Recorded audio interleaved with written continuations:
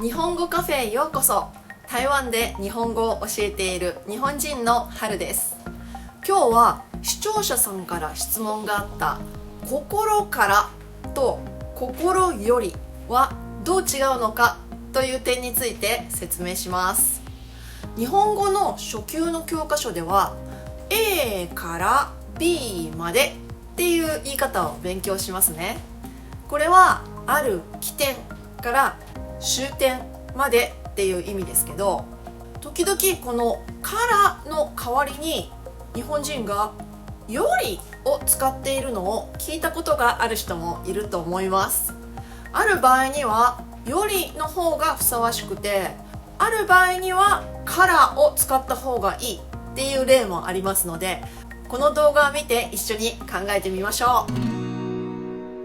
う。まず最初に意味についてですけど、これら2つの文で何か違いがあると思いますか？本日3時から会議があります。本日3時より会議があります。はい、意味は両方同じで、3時に会議がスタートするっていう意味ですよね。このようにある時点の後ろにからとかよりがある場合、これらの意味は全く同じです。ただ、からの方が口語的で、よりの方が硬い感じがします。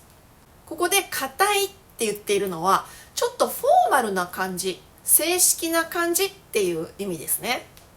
じゃあ、ビジネスの場面では全部よりを使ったらいいのかというと、そういうわけでもありません。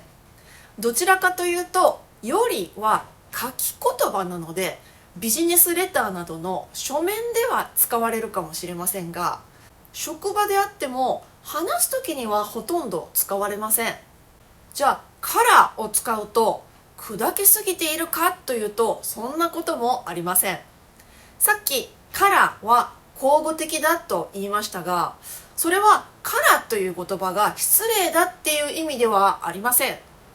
正式な場面でもこのからはちゃんと使えます。ですから、もし上司に3時から会議がありますと話しても全く問題ありません。わざわざこのからをよりに変える必要はありません。では、時間以外にもどんな単語を使うことができるでしょうか？こんな場面があります。遠いところよりお越しいただきありがとうございます。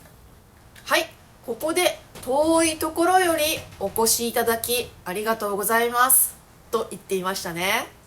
これは前回のホテルの会話についてご紹介した中の一文なんです。こんな風にホテルのスタッフがお客さんに挨拶するときも、遠いところからの代わりに遠いところよりを使うことがあります。ですから、時間的な起点以外に場所的な起点について言うときも、このよりを使うことができます。今の例のように明らかに上下関係がある場合や、お金を払っていただいているお客様に対して使う場合には、このよりをよく使うことがわかります。逆を言うと、親しい友達とか家族に使うことはまずないということです。もし友達や家族にこの起点の意味のよりを使ってしまうと、相手の人は距離を感じてしまったり、ちょっと冷たい印象になったりしてしまうことがありますので、気をつけてください。友達にはただ遠いところから来てくれてありがとうからを使えば大丈夫です。その他の名詞でこのからやよりと一緒に使われることが多い言葉が心なんです。心から何々何々とか、心より何々何々という言い方ですね。じゃあ、心からまたは心よりの後ろにはどんな言葉が続くと思いますか？例えば何かの集まりの司会者はこう言うかもしれません。皆さんを心から歓迎しますというかもしれませんね。この時、よりを使うともっとフォーマルな感じがしますので、前の皆さんは皆様に変えて、後ろの歓迎しますも歓迎いたしますのように謙譲語に変えた方がいいかもしれません。これ以外によく使うフォーマルな言葉はこれです。心よりお祝い申し上げます。これはおめでとうございますっていう意味ですね。また、心よりお喜び申し上げます。これもおめでとうございますという意味ですね。また、これもあります。心よりお悔やみ申し上げます。これは不幸なことが起こった時、特に誰かが亡くなった時によく使う言葉です。それから、心よりお詫び申し上げます。これは本当に申し訳ありませんという意味ですね。これらの言葉がよく一緒に使われますけど、このようなフォーマルな決まり文句ではよりを使うことも多いんですけど、さっきも言いましたが、よりを使わなければならないっていうわけではありません。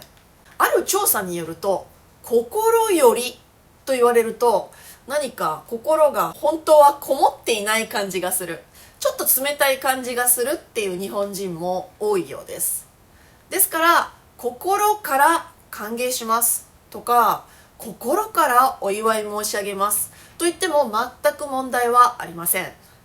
ある人たちはこのカラーを使った方が心がこもっていて温かい感じがすると言っていますけど、実際のところこれは個人の習慣の問題、感覚の問題なので、どちらの方がいいと言い切ることはできませんね。またもう一つ一般的に言われていることは、歓迎いたしますとかお祝い申し上げますのような後ろにプラスの言葉が続くときにはカラーをよく使って、お詫び申し上げますとかお悔やみ申し上げますなどマイナスの意味が続くときには心よりを使うことが多いと言っている日本人もいます。もしかすると誰かにお詫びを言うときにはなるべく慣れ慣れしくならないように、また失礼にならないようにと気を使っているからかもしれませんね。これも人によって考えが違うので一概には言えませんが、一つの傾向として覚えておいてもいいかもしれませんね。じゃあ最後に当たり前のことですけど、よりっていう言葉はこの起点の意味以外に比較の意味もありますよね。例えば北海道は東京より涼しい。このように A は B より形容詞という文の時にはよりしか使いません。こういうのを比較の文と言いますけど、こういう文と間違えることがあるので、起点を表す時にはよりではなくてからの方が好まれることがあります。これはどういうことでしょうか。例えばこういう文はどうですか。月曜日より金曜日は忙しい。こう言うとちょっと混乱します。月曜日と比べて金曜日の方が忙しいと言っているのか、月曜日から金曜日までずっと忙しいと言っているのかがちょっと分かりにくくなってしまうことがあるんですね。こんな風によりを使いすぎると意味が分かりにくくなってしまうことがあるので、日本の公文書では起点の意味の時にはよりを使わないと決められているそうですね。はい、分かりましたか。結論は起点を表すからとよりは意味としては全く同じですが、よりはすごくフォーマルで使われる場面がすごく限られているっていうことでしたね。こんな風に日本語の微妙な違いについていろいろな動画をシェアしています。見逃したくない方はチャンネル登録をおすすめします。ではまた日本語カフェで会いましょう。はるでした。